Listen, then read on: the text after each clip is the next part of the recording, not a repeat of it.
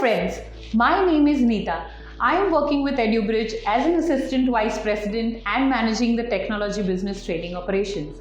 We at EduBridge are looking out for Java full stack, Python, software testing, AWS and CompTIA trainers. Now, why someone should join EduBridge as a trainer? Let me answer that for you.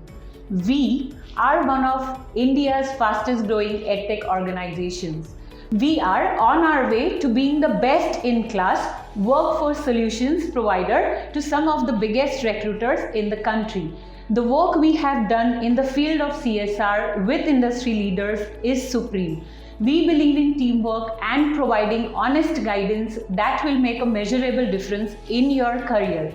Our work culture is inclusive and diverse. This further strengthens our power to collaborate and contribute to business success.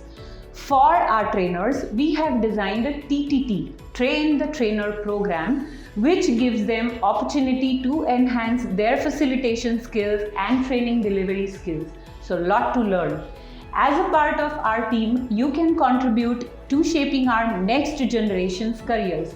If you wish to make a meaningful impact in the society by upskilling the youth, then EduBridge is the place for you.